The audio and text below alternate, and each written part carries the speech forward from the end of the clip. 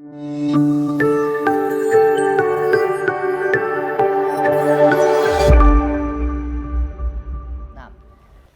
walaupun yang sudah kita bahas, walaupun seorang bapak atau seorang kakek itu berhak, ya, mempunyai hak untuk menikahkan anaknya atau cucunya, sekalipun mereka tidak ridho, sekalipun mereka nggak mau, dipaksa, tapi walaupun mempunyai hak, walaupun boleh, ya, alangkah baiknya, kata musannif ini, yustahab, sunnahnya, lil abi, untuk bapak, wal jaddi, dan kakek, in kanat balighatan, kalau seumpamanya yang mau dinikahkan ini anaknya atau cucunya itu sudah balik, apa yang disunnahkan? Isti'danuha, izin dulu.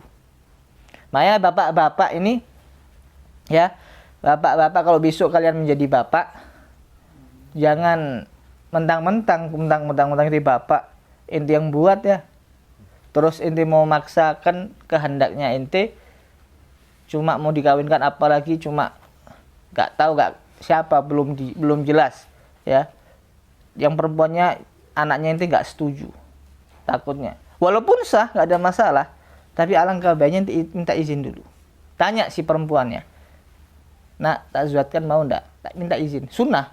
Walaupun kalau dipaksa boleh, paham ya, tapi sunnahnya apa? Isti'dzanuha, minta izin.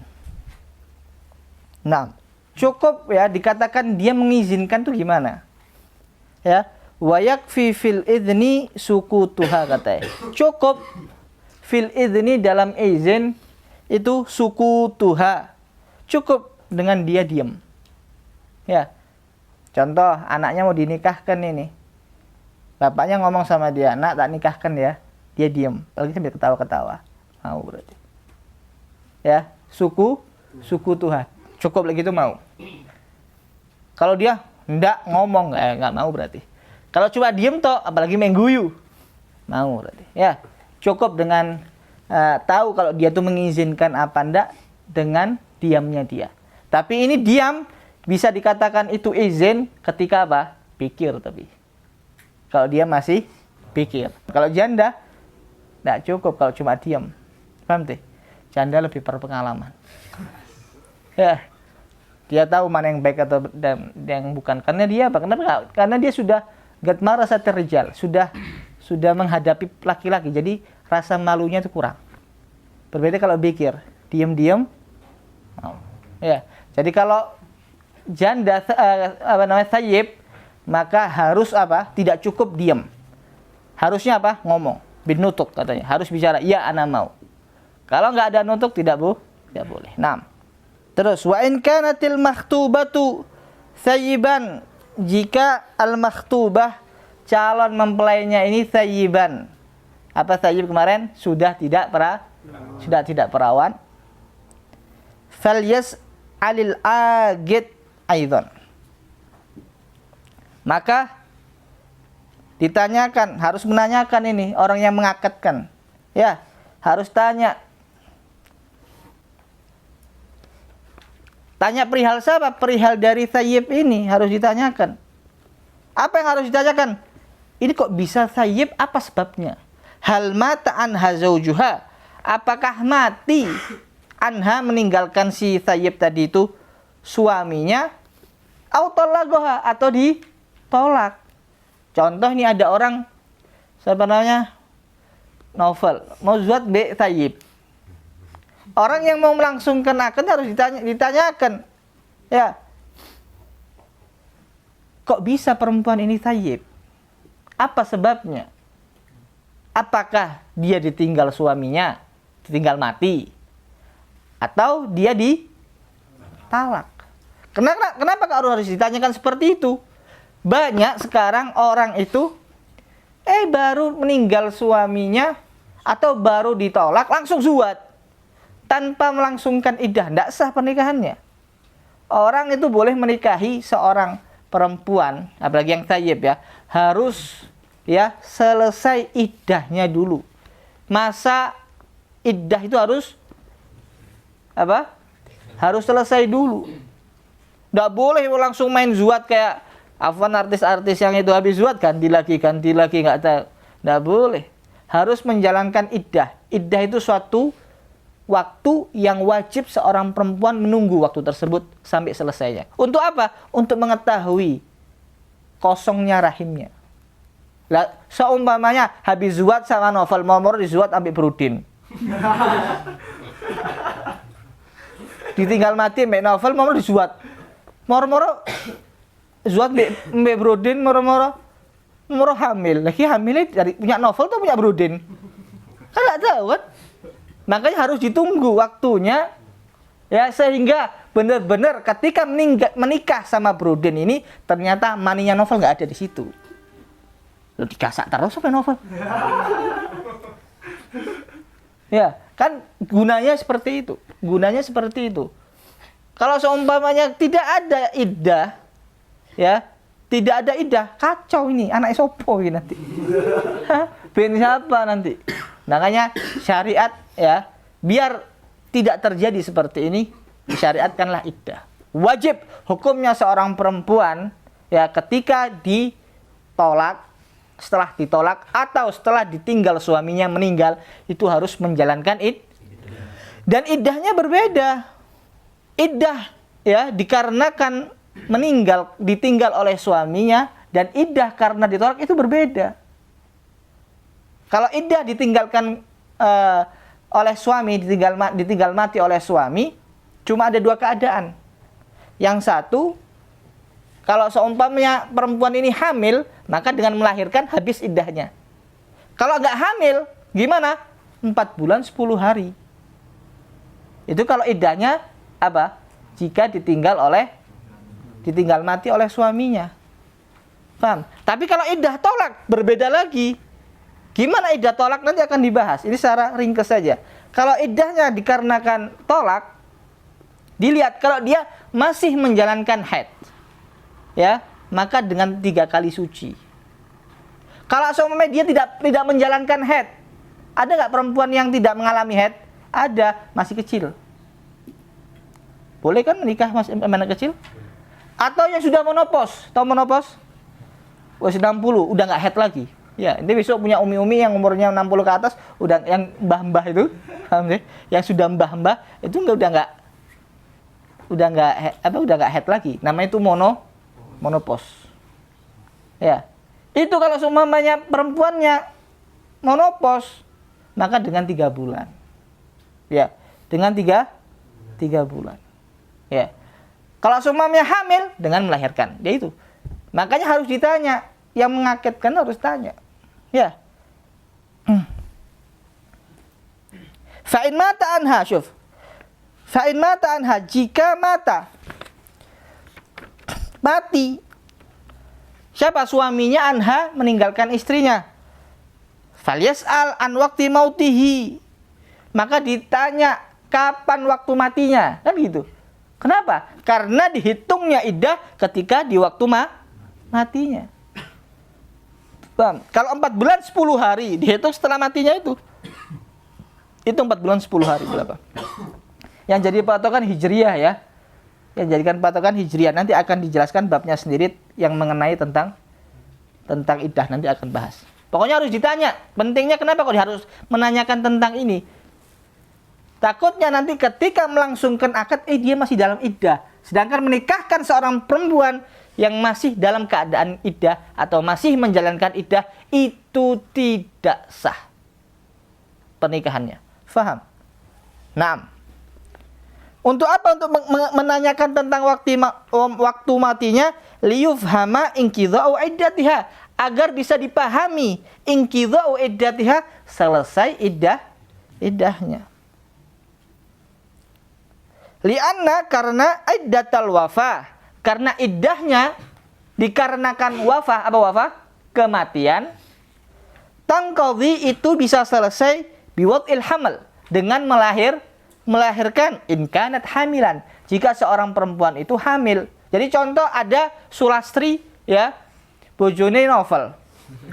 Nggak kenal novel ini. Subhanallah, Sulastri lagi hamil. Ya.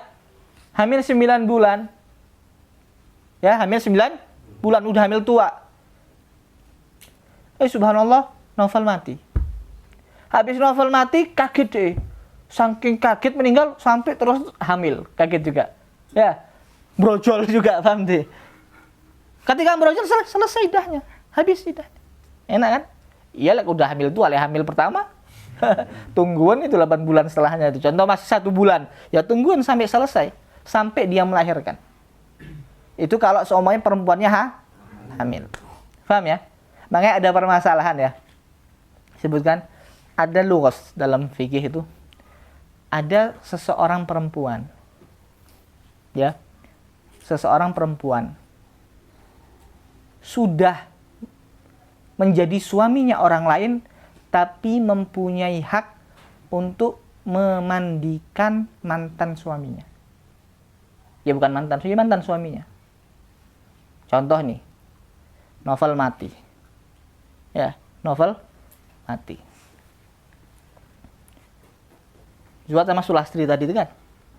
Sulastri udah hamil 9 bulan, sudah sudah tua. Hamil tua maksudnya. Setelah itu Novel mati. Sedangkan istrinya lagi apa? Hamil. Subhanallah, setelah mati langsung lahir. Melahirkan langsung. Selesai nggak idahnya? Selesai. Langsung zuhat. Boleh? Boleh. Swanger tapi ngawur tapi. Contohnya ini. Ya, langsung zuhat. Nggak apa-apa zuhat. Zuhat sama Khairul. Paham deh? Zuhat sama Khairul statusnya siapa? Sulastri istri dari siapa? Khairul. Tapi Sulastri ini boleh mempunyai hak untuk memandikan si Novel yang sekarang masih sudah mati terbaring, boleh memandikan, hak. Itu misal ya, teka-teki lughas, kapan seseorang perempuan yang sudah menjadi suaminya orang lain tapi dia boleh memandikan mantan suaminya. Ini surahnya seperti ini. Tidak ada masalah ya, langsung zuhat lagi tidak apa-apa tapi kalau perempuan mungkin nggak tega ya. Tapi kalau laki-laki masih banyak. Imam Abi Hanifah ya, pagi istrinya meninggal, malamnya zuhat lagi. Masya Allah ya. Kata Imam Abi Hanifah, ya Imam Abi Hanifah, kenapa kok cepat ente baru aja ditinggal sama istri tadi pagi, kok malamnya sudah zuhat? Kata Imam Abi Hanifah, aku takut masuk dalam perkataannya Nabi, syirarukum uzzabukum, yang paling jelek di antara kalian yang belum zuhat. Katanya, pikirannya kotor, pikirannya ngeres, pikirannya kemana-mana. Anak nanti kalau zuhat pinta gini ke istri anak. Kidip harat semua ini. Udah zuhat, biasa ternyata. Ngeletek zuhat, tak kasih tahu. Ngeletek zuhat. Sekarang ini pikiran-pikiran kalian itu pasti nggak benar. Kalau nanti zuhat anak mau gini, ngeres semua pikirannya. Paham deh? Kita tanya sama orang yang zuhat, sudah zuhat. Tanya sama Pak Asif. Orang-orang yang sudah zuhat, biasa. Gimana Pak Asif? Pak Asif, kalau orang sudah zuhat gimana? Biasa kan? Ngeletek kan? Biasa aja. Makanya yang paling jelek di antara kalian itu yang belum zuhat ini loh, bahaya ini. Pikirannya ngeres, pikirannya kotor. Nah. Terus ya. Wa bi arba'ati ashhurin wa asyrati ayyam lil hurrah, dan 4 bulan 10 hari ya. 4 bulan 10 hari itu bagi orang perempuan yang merdeka. In kanat hailan. Apa hail? Hail itu lawan dari hamil. Kalau enggak hamil namanya hail. Paham deh? In kanat, jika perempuan tadi itu hail. Apa hail? Tidak hamil. Jadi kalau ada seorang perempuan dia tidak hamil, kemudian ditinggalkan oleh suaminya, maka dia menjalankan iddahnya 4 bulan 10 hari. Tapi ini bagi siapa? Hurrah, bagi perempuan yang merdeka. Tapi kalau nggak merdeka, siapa? Itu budak ya, istrinya budak contohnya, berapa? Separuhnya. Itu 4 bulan 10 hari, separuhnya berapa? 2 bulan 5 hari. Wa syahraini wa khamsati ayyam lil amah. Ya, 2 bulan 5 hari itu jika diperuntukkan bagi siapa? Budak perempuan. Bisa difahami ya? Nah, itu makanya harus ditanya, Kalau seumpamanya dia ditinggalkannya karena mati, ditanya, ya sudah selesai nggak idahnya? Itu yang ditakutkan seperti itu. Kalau seumpamanya si istri, si calonnya ini ditanya, dia ini sudah pernah menjadi istrinya orang lain, tapi sudah ditolak. Paham? Ditanya juga, paham deh? Selesai nggak idahnya? Tolaknya tolak apa? Tolak roji atau tolak bain? Ditanya, paham deh? Intinya seperti itu. Jangan sampai dia menikahkan seorang perempuan tadi itu, si perempuannya masih menjalankan iddah. Dan itu berakibat tidak sahnya akad tersebut. Paham? Wa in kanat zauju talaqaha. Kalau seumpamanya suaminya talaqaha, mentolak dia, mentolak perempuannya tadi itu. Sighata tolak dengan sighah tolak. Ya. Maka gimana? Wa yabhath, dibahas, dicari. Tamamal bahas dengan sebenar-benarnya pencarian. Ya, harus dicari benar-benar. Dalam hal apanya? An sihhati wa nufudhihi. An sihhati, atas kesahan tolaknya itu dan terlaksananya tolak tersebut. Harus ditanya. Banyak orang ya, sekarang ini anak sering. Dulu pernah anak ditanya sama orang di sini. Melakukan sesuatu, ketika terjadi cekcok antar suami, kadang melafatkan lafat ini. Dan dia nggak tahu, dihukumi sendiri. Atau bertanya sama seseorang yang dia anggap itu alim. Ya. Terus bilang, oh ini sudah tolak. Sudah terjadi tolak. Padahal ternyata tidak terjadi tolak. Tanya. Oh ini terjadi tolak 3. Ternyata nggak terjadi tolak. Tolaknya cuma 1. Itu banyak. Dan itu pernah kejadian sama anak. Ada orang datang sama anak. Ya. Tanya. Nangis dia. Anak bingung. Nangis kenapa? Udah tua nangis ini. Alhamdulillah. Ternyata ada muskilah, ada muskilah sama harim anak. Dia melafatkan lafat ini, ya nggak perlu anak sebutkan lafat ini. Anak tanya sama satu kiai, katanya kiai Gus lah katanya.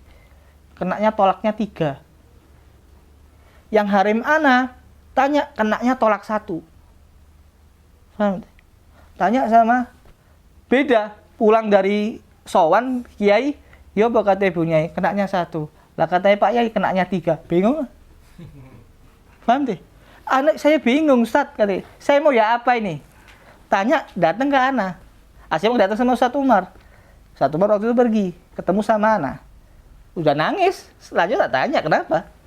Dia cerita, dia melafatkan lafat ini. Anak jawab, setahu anak itu gak terjadi tolak. Tambah bingung lagi dia. Setahu anak itu gak, tolaknya tidak terjadi, tidak terjadi. Ya Allah, tambah bingung saya Ustaz, begitu. Yang satu ngomong 3, yang satu ngomong 1, yang antum ngomong enggak. Enggak jadi tolak. Ada senengnya. Cuma dia tambah bingung enggak? Tambah bingung.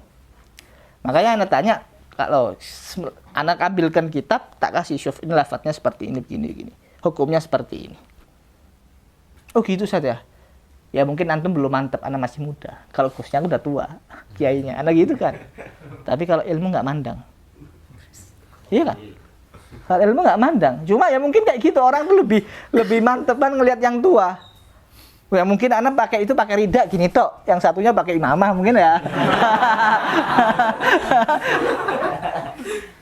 Ya sudah, anak bilang, anak kalau gitu tak tanyakan. Ini kalau nggak tanya sama guru anak. Ada guru anak di pengajar dari Sidogiri, Ilmu Syafa. Tak tanyakan sama beliau, gimana gini-gini. Hukumnya gimana? Biar dia dengar, tak voice note langsung. Ya apa ya kata antum ya kata itu. Ya apa pendapatnya? Tambah tanya sama anak gurunya. Maksudnya anak beliau tuh gak gampang langsung jawab. Jadi pengen tahu jawabannya anak. Gimana jawabannya? Jawabannya inti gitu. Jawabnya anak gitu. Kata anak, kalau anak gak ya kok, tidak terjadi. Ya udah itu yang benar. Kasih tahu sama orangnya itu. Ya itu nuruti aja itu benar katanya. Itu loh. Lah kasihan, seumpamanya dia gak ketemu sama anak ya, Pak. Hah? Ngomong kena tolak 3, kena tolak 1. Paham deh? Bingung. Paham deh? Nah ini pentingnya belajar sih. Terus habis itu nanti dia firaq. Dipisah. Padahal dia itu masih statusnya suami istri, ayo. Atau dia udah meyakini udah tolak, yang perempuannya zuat lagi. Sedangkan ini statusnya masih istrinya orang ini, ya apa? Sah nggak? Nggak sah. Lah itu makanya harus tanya. Ditanya, maka orang langsung akad, oh coba bor zuat. Emang zuat ini gampang loh. Gampang. Zuat ini gampang. Nggak masuk di akal. Ya gampang banget loh.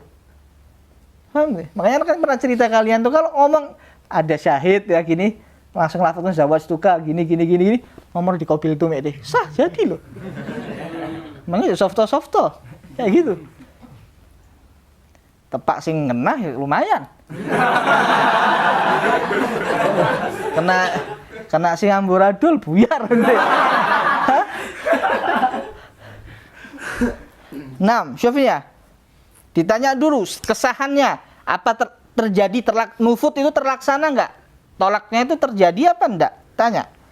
Wahal huwa khul'i aw raj'i. Tanya apakah dia tolak khulu atau tolak raj'i.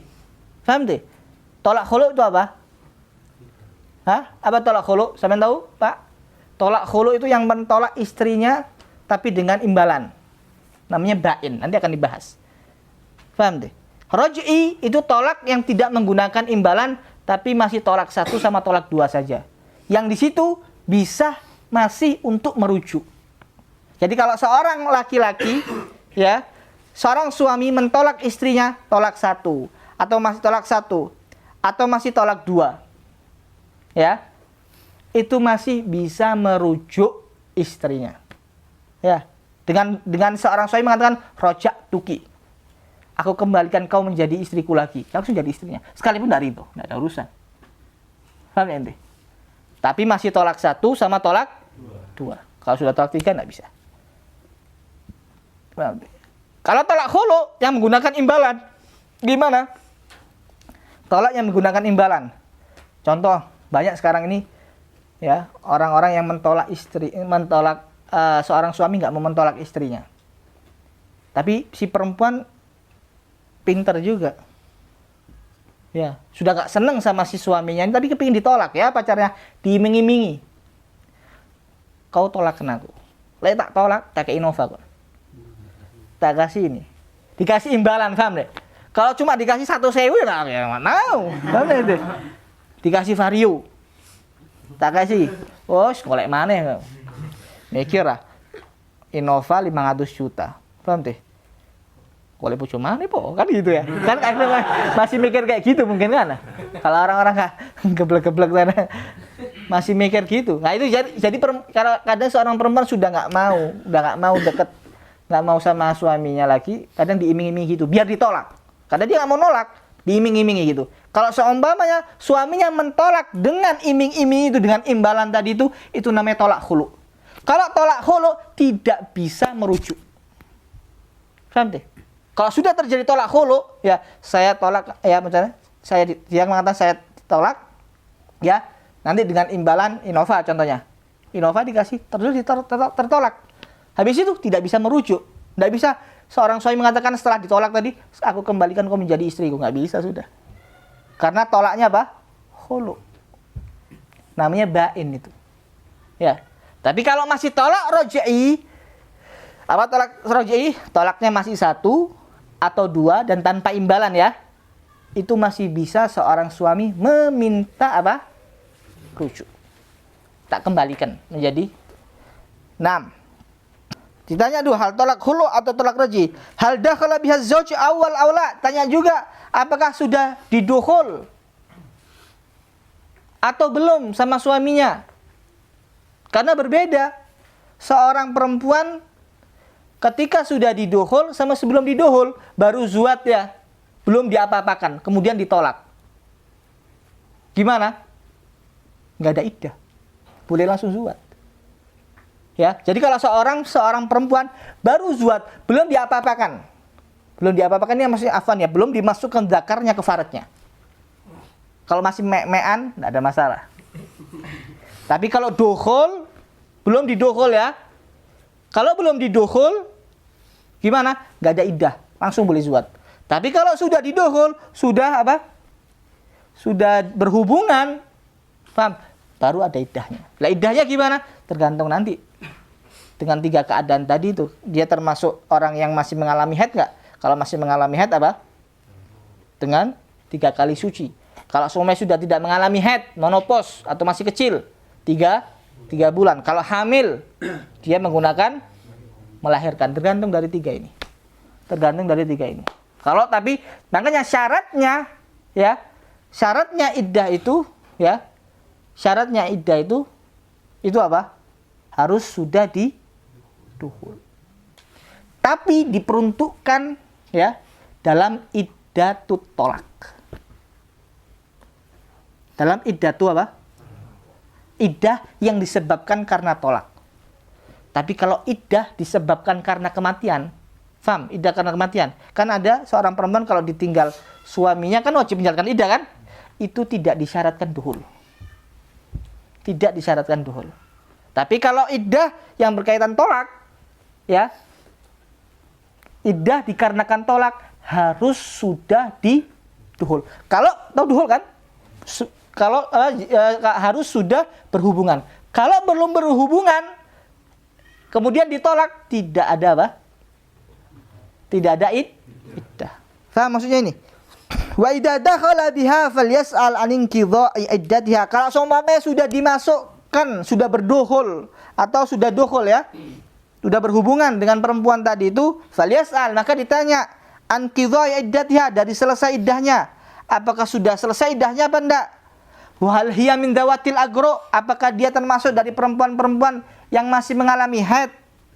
Au min dawati syuhur, atau yang masih atau yang menjalankan iddahnya dengan bulan. Syuhur itu bulan. Harus ditanya. Karena iddah tolak berapa tadi? Ada berapa keadaan? 3. Yang pertama apa? 3 kali suci. Itu bagi siapa? Orang yang masih mengalami menjalankan haid. Yang kedua, 3 bulan. Apa itu? Yang bukan tidak bisa haid, yang sudah tidak mengalami haid. Ya. Terus yang ketiga, orang yang hamil. Hamil dengan apa? Dengan melahirkan ya. Maka harus dilihat, harus benar-benar dihitung apakah selesai nggak iddahnya itu. Paham? Wabil jumlah, dan kesimpulannya katanya. Fala yambaghi, maka tidak seharusnya ya, lahu, bagi mutawalli uqudil ankiyah ya, bagi orang yang melangsungkan akad itu, an yubashiral akad, untuk melangsungkan akad ya, hatta sampai yatahaggaga, memastikan khuluwaha, sepinya perempuan tadi itu penghalang-penghalang nikah ya, maka harus sepi dari itu semua. Paham? Sehingga pernikahannya itu menjadi apa? Sah. Bisa difahami? Nah, wa yushtaratu, dan disyaratkan lisihatin nikah, lisihati, untuk kesahan nikahnya as-sayyib, yaitu sayyib, bulughuha wasti'dzanuha. Ya, bulughuha wasti'dzanuha. Baliknya si sayyib tadi itu wasti'dzanuha, dan juga apa? Dimintai izin. Kalau ada sayyib, apa sayyib tadi itu? Yang sudah tidak perawan, kalau mau dinikahkan apa syaratnya? Harus perempuan tadi itu yang sayyib tadi harus balik, dan juga harus dimintai izin. Mungkin yang di benak kalian, kalau orang yang sayyib, kalau kalian kata janda, itu pasti sudah balik kan? Ada, paham deh? Ada seorang perempuan ketika dia menikah, dia masih belum balik, tapi sudah berhubungan badan. Paham deh? Kemudian ditolak sama suaminya. Begitu sayyib apa enggak? Sayyib. Loh, masih kecil loh, sayyib. Gak ada urusan. Ya gak? Contoh Rini ini. Zuat umur 10 tahun. Belum balik. Belum haid, belum mimpi, belum itu. Ya. Zuat. Itu sudah berhubungan badan. Paham? Sudah berhubungan badan sama suaminya. Umur 10 tahun disikat ya. Habis itu subhanallah ya, ditolak sama si suaminya. Ditolak sama suaminya. Lagi itu status Rini tadi itu apa? Thayyib. Udah nggak perawan hilang sudah. Lah ini Rini nih, ya kalau mau dinikahkan sama walinya harus ditunggu sampai apa? Balik. Kenapa kok ditunggu sampai balik? Karena kan dia dimintai izin nanti. Karena thayyib kan harus dimintai izin, wajib hukumnya. Thayyib harus dimintai apa? Izin, wajib hukumnya. Lah sekarang kalau masih ada perempuan masih belum balik, dia ngomong mau gitu, dianggap nggak? Nggak dianggap. Makanya ditunggu sampai baliknya. Paham deh? Ditunggu sampai dia balik. Ketika dia sudah balik, baru dimintai izin. Ente mau tak nikahkan sama itu? Dia mau, nutkon, baru dinikahkan. Tapi kalau seumpamanya dia masih belum balik, masih kecil, ya, masih belum balik ya, nggak boleh. Nggak bisa nikah sampai balik. Karena disyaratkan nikahnya thayyib itu harus dimintai apa? Sedangkan kalamnya seorang anak kecil, karena anak kecil itu yang belum balik, itu tidak layak tabar, nggak dianggap. Sampai kapan? Sampai balik. Jadi kalau mau minta izin sama si perempuan tadi, sama thayyib tadi, ditunggu apa? Baliknya. Bisa difahami? Nah.